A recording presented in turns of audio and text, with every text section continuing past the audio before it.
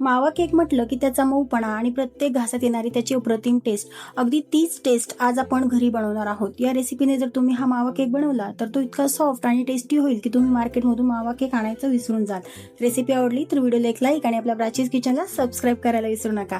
नमस्कार, मी प्राचीज किचनमध्ये माझ्या सर्व मैत्रिणींचं स्वागत। चला तर मग रेसिपी पाहूयात।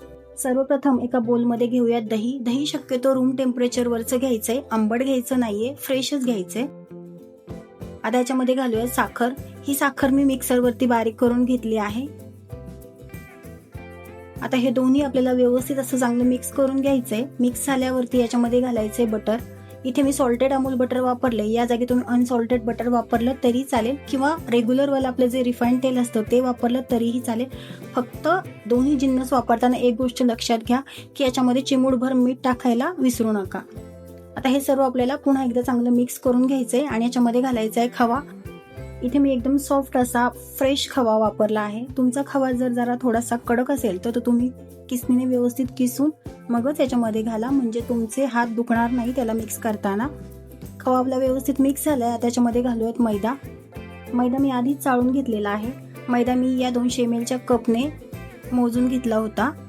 मैदा घेताना एकदम असा गच्च भरून घ्यायचा नाहीये, आपल्याला लेवल करूनच घ्यायचा आहे व्यवस्थित। आता याच्यामध्ये घालूयात वेलची पावडर, बेकिंग पावडर, बेकिंग सोडा। याला एकदा व्यवस्थित मिक्स करून घेऊया। मिक्स झाल्यानंतर याच्यामध्ये घालूयात दूध। दूध नेहमी हे रूम टेम्परेचरवरच असावं, जास्त थंड किंवा जास्त गरम दूध वापरू नका। आपलं बॅटर व्यवस्थित असं मिक्स झालंय। हे बघा, बॅटरची कन्सिस्टन्सी आपल्याला इतपत घट्ट ठेवायची आहे। मावा केकचं बॅटर हे नेहमी घट्टच असतं। इथे मी 7 इंचाचा टीन घेतलाय, त्याला बटरने ग्रीस करून घेतले। तुम्ही ऑइलनेही करू शकता। तुमच्याकडे जर टीन नसेल तर तुम्ही कुठलंही पातेलं वापरू शकता। फक्त त्याची मागची बाजू तुम्ही व्यवस्थित इंची टेपने मोजून घ्या। हे बघा, अशा पद्धतीचं पातेलं तुम्ही वापरू शकता। हे छोटं आहे, तुम्ही थोडंसं मोठं घ्या आणि ते मोजून घ्या की ते 7 इंच आहे की नाही। आता याच्यामध्ये घालूयात बटर पेपर। तुमच्याकडे जर बटर पेपर नसेल तर तुम्ही मैद्याने डस्ट करू शकता। आता याच्यामध्ये सर्व बॅटर आपण ओतून घेऊयात आणि टीन व्यवस्थित टॅप करून घेऊया, जेणेकरून यातले एअर बबल्स निघून जातील आणि याला बदाम पिस्त्याच्या कापने गार्निश करून घेऊयात। तुम्ही स्किप केलं तरीही चालेल। मी पातेलं 10 मिनिटांसाठी फ्री हीट करून घेतलं होतं। त्याच्यामध्ये एक स्टँड ठेवलाय आणि त्याच्यामध्ये हा टीन आपण ठेवून देऊयात। हे पातेलं मी मोठं का वापरले, कारण टीन साईज मोठी आहे म्हणून। आता हा केक आपल्याला 40 ते 45 मिनिटांसाठी अगदी लो फ्लेमवरती झाकून बेक करायचा आहे। एकदा तुम्ही 35 मिनिटांवरती नक्की चेक करून पहा। हे बघा, 45 मिनिटांनंतर झाकण उघडून बघतेय। केक अगदी व्यवस्थित असा बेक झालाय, त्याच्या कडा व्यवस्थित सुटल्यात। टूथपिक इन्सर्ट करून बघूयात।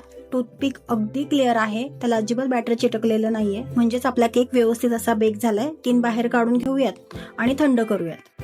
टीन वरती मी एक स्वच्छ असा कपडा झाकून ठेवलाय। हा मी 10 मिनिटांसाठी झाकून ठेवणार आहे, जेणेकरून आपला केक ड्राय होऊ नये। 10 मिनिटं पूर्ण झाल्यावरती केक टीन मधून मी डिमोल्ड करून घेतला आणि त्याला झाकून एका वायर रॅक वरती पूर्णपणे थंड करून घेतलेला आहे। तर तयार झाला आहे आपला मऊ लुसलुशीत, चवीला अगदी रिच असा मावा केक। हा मावा केक संध्याकाळच्या चहासोबत किंवा असाही छान लागतो। थंड झाल्यावर तर याची चव दुप्पट होते। यातला एक पीस कट करून बघूयात, म्हणजे आपल्याला कळेल की आतलं टेक्स्चर कसं आलंय। हे बघा, जवळून दाखवते। अगदी मऊ लुसलुशीत सॉफ्ट असं टेक्स्चर आलेलं आहे। अगदी स्पंजासारखा झालेला आहे आपला हा मावा केक। तुम्हाला जर हा मावा केक आवडला असेल तर नक्की ट्राय करून बघा आणि कसा झाला आहे ते कमेंटमध्ये मला नक्की सांगा। अशा सोप्या टेस्टी रेसिपींसाठी प्राचीज किचनला सबस्क्राईब नक्की करा। तर पुन्हा भेटूयात नवीन व्हिडिओमध्ये, तोपर्यंत सर्वांना बाय बाय।